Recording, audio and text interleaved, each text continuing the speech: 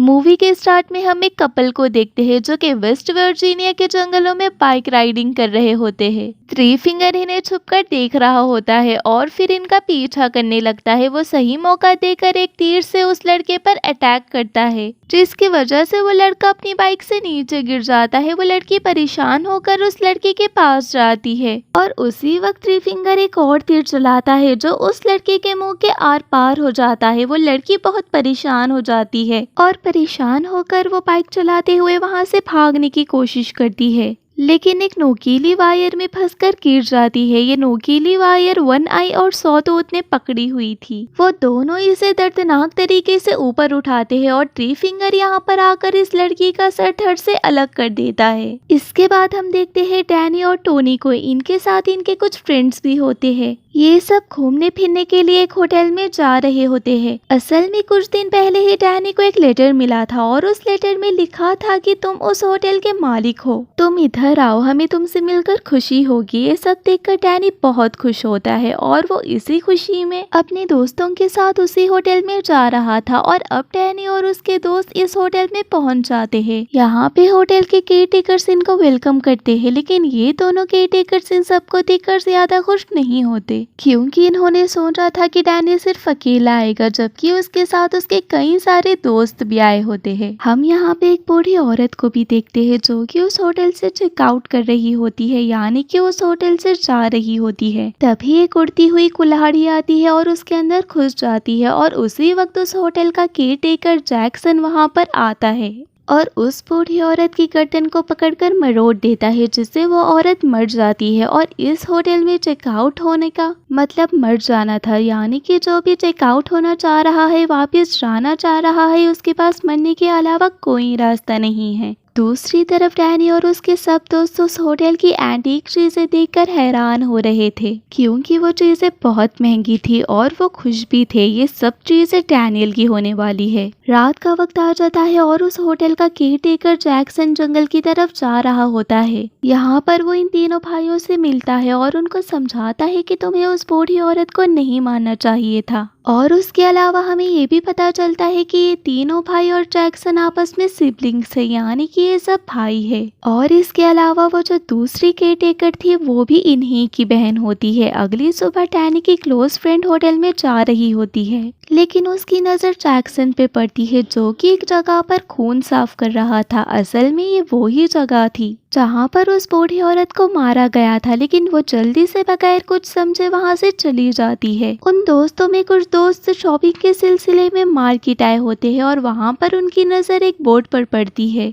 जहाँ पे इस जगह के बहुत से मिसिंग लोगों के पोस्टर्स लगे होते हैं। और उसी दौरान शरीफ भी यहाँ पर आता है और एक और तस्वीर लगा देता है। ये तस्वीर उसी बूढ़ी औरत की थी जो मर गई थी। होटल के अंदर जैक्सन डैनी को यूनिक हथियार दिखा रहा था। डैनी इन सब हथियारों को बहुत पसंद करता है और वहाँ से क्रॉस को उठा लेता है। जैक्सन डैनी को कहता है कि चलो हम शिकार करने चलते हैं और वो शिकार करने जंगल में चले जाते हैं। वहाँ इन्हें एक हिरन नजर आती है और जैक्सन डैनी को शिकार करना सिखाता है, लेकिन असल में वो उसे इंसानों को मारने की टेक्निक सिखा रहा था, क्योंकि इसके दिमाग में बहुत सारे प्लान्स थे। और जैसे जैसे वो इसे सिखा रहा था कि कैसे हिरन को मारना है, वैसे ही दूसरे सीन में थ्री फिंगर भी शरीफ का शिकार कर रहा था। डैनी इस तरफ हिरन को मार देता है और दूसरी तरफ थ्री फिंगर भी शरीफ को बुरी तरीके से मार देता है। अगले सीन में हम डैनी के दोस्तों को देखते हैं, क्योंकि डैनी इनको बताकर शिकार करने नहीं गया होता, तो वो सब बहुत परेशान होते हैं। खास तौर पर डैनी की क्लोज फ्रेंड टोनी बहुत परेशान होती है और वो अपने एक दोस्त को उसे ढूंढने के लिए जंगल की तरफ भेजती है। डैनी का दोस्त जब जंगल की तरफ जाता है तो सॉटूथ उस हिरन को बुरी तरीके से खा रहा होता है। ये दोस्त जब सॉटूथ को देखता है तो बहुत डर जाता है और डर के मारे भागने लगता है। भागते भागते इसकी टक्कर डैनी से हो जाती है, क्योंकि ये बहुत तेज भाग रहा होता है, तो वो दोनों खुद को नहीं संभाल पाते और दोनों नीचे गड्ढे में गिर जाते हैं। गिरते साथ ही डैनी एक नोकीली तार में फंस जाता है, जिसकी वजह से वो काफी जख्मी भी हो जाता है। उसका दोस्त मदद के लिए बुलाता है और जैक्सन भी वहाँ पर आ जाता है। जैक्सन डैनी की हेल्प करता है और उसे वहाँ से निकाल कर वापिस अपने होटल में ले आता है। इस होटल के सेकेंड केयरटेकर जो कि लड़की है, वो डैनी का खून साफ करती है, वो उसका ख्याल करती है, उसको मेडिसिन लगाती है और उसी दौरान डैनी की क्लोज फ्रेंड टोनी भी उस रूम में आ जाती है और वो केयरटेकर वहां से चली जाती है। अगली सुबह डैनी वॉशरूम में होता है और वो अपनी सारी दवाइयां फ्लश कर देता है। असल में डैनी हाइपरटेंशन का मरीज था, यानी कि उसे बिना वजह टेंशन हुआ करती थी और वो इसी वजह से दवाइयां लिया करता था। लेकिन पिछले दिन ही उसने हिरन का शिकार किया था और आज उसने अपनी सारी दवाइयां फेंक दी, यानी कि उसको किसी की जान लेने में बहुत मजा आया। ये एक्सपीरियंस आज से पहले उसने कभी फेस नहीं किया और अब शायद इस दवाइयों की जरूरत नहीं होने वाली। खाने के वक्त वो अपने दोस्तों को बताता है कि अब मुझे ये होटल पसंद आने लगा है और मैं अब यहीं रुकूंगा और इस होटल को मैं चलाऊंगा, इसकी टेक केयर करूंगा। लेकिन बाकी सब लोग यहाँ नहीं रुकना चाहते थे और वो वापस जाना चाहते हैं। डैनी के दोस्तों में दो दोस्त ऐसे थे जो बहुत लालची थे। अब इन्हें पता था इस होटल में बहुत सारे एंटीक्स है, बहुत सी महंगी चीजें हैं, तो वो उन चीजों को चुराने लग जाते हैं। इसी तरह और चीजों की तलाश में वो इधर उधर फिरते रहते हैं और एक सीक्रेट जगह पर जाते हैं जो कि एक बेसमेंट की तरफ खुलता है और उस बेसमेंट में एक बहुत बड़ा एशियन स्पा बना होता है। ये दोनों अभी इधर ही होते हैं कि उस होटल की दूसरी केयरटेकर जो कि लड़की है, यानी कि सेली, इन दोनों को वहां पर देख लेती है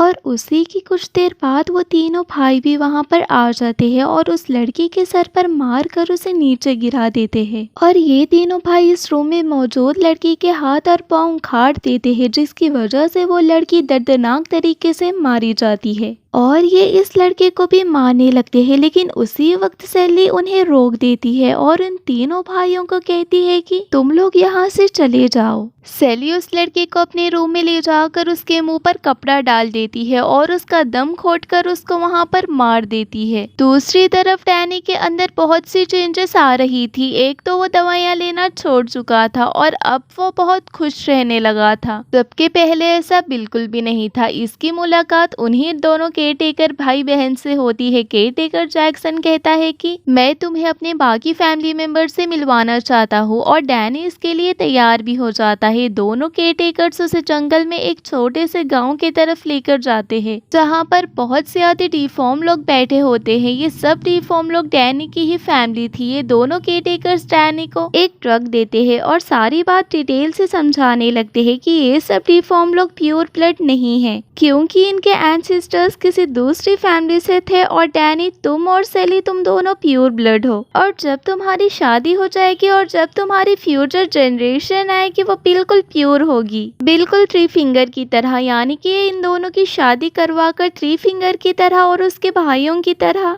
और भी बहुत से ज्यादा डिफॉर्म लोग चाहते हैं ताकि इनकी जनरेशन आगे बढ़ सके। दूसरी तरफ हम देखते हैं कि डैनी का एक फ्रेंड झाड़ के पीछे छुपकर इनकी सारी बातें सुन रहा था और उसी वक्त सौतोत पीछे से आ जाता है और उसको पकड़ लेता है। डैनी का दोस्त उससे बहुत मदद मांगता है, कहता है मुझे छोड़ दो, लेकिन डैनी उसकी एक भी नहीं सुनता और वो कहता है कि मैं इसको नहीं जानता और थ्री फिंगर इसके दोस्त को उल्टा लटका कर इसका गला काट देता है, जिसकी वजह से खून नीचे गिरने लगता है और वो सब लोग जो आसपास बैठे थे एक प्याला लेकर उसका गिरने वाला खून उसमें भरने लगते हैं। थ्री फिंगर चाहता था कि खून की कमी ना हो तो वो उसको पूरा काट देता है और सब लोग उसका खून पीकर एंजॉय करने लगते हैं और एक खून का प्याला डैनी को पिलाकर दिया जाता है और वो उसको पी लेता है। अगली सुबह डैनी अपने होटल में वापस आता है तो उसकी क्लोज फ्रेंड टोनी उसको देखकर परेशान हो जाती है और वो उसे कहती है कि चलो अब हम इस होटल से चलते हैं अपने घर। लेकिन डैनी अब उस होटल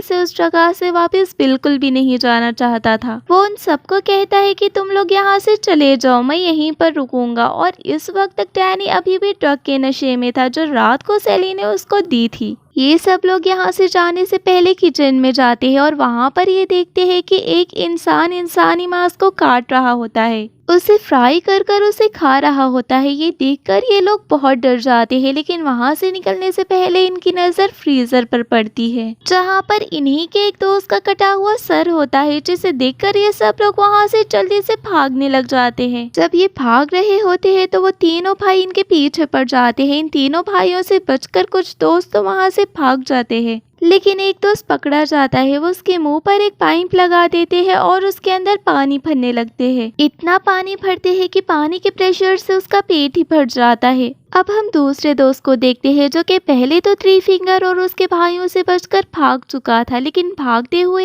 एक बेर ट्रैप में उसका पाँव फंस जाता है और वो वहीं पर गिर जाता है। वो तीनों भाई उसको भी पकड़ लेते हैं और उसके सर पर मारकर उसकी भी जान ले लेते हैं। टोनी जो कि डैनी को ढूंढ रही होती है, वो वहाँ से एक गन उठाकर डैनी को ढूंढने लगती है। वो उसी बेसमेंट के स्पा में पहुंच जाती है जहाँ पर उसे सेली नजर आती है और यहाँ पर इन दोनों की आपस में बहुत फाइट होती है। टोनी सेली का मुंह पानी में डाल देती है और अपनी गन उठाकर उसको शूट कर देती है और उसी वक्त डैनी भी वहाँ पर आ जाता है और टोनी से गन छीन लेता है और सेली को जाकर चेक करता है कि वो जिंदा है भी या मर गई। और डैनी टोनी को कहता है कि तुम यहाँ से भाग जाओ। जब टोनी वहाँ से भाग रही होती है तो जैक्सन उसका पीछा करने लगता है और इन दोनों में आपस में फाइट होती है। टोनी एक चाबी की मदद से उसके आंखें फोड़ देती है और इतनी दर्दनाक तरीके से मारती है कि वो मर जाता है। इससे पहले कि टोनी वहाँ से भागती अपनी जान बचाती, डैनी वहाँ पर आ जाता है और टोनी पर गन तान देता है, जिसका ये मतलब है कि डैनी नहीं चाहता कि अब टोनी जिंदा बचे, क्योंकि वो उसके फैमिली के बारे में अब बहुत कुछ जानती है। और तभी थ्री फिंगर और उसके भाई भी वहाँ पर आ जाते हैं और डैनी टोनी और अपनी फैमिली में से अपनी फैमिली को चुनता है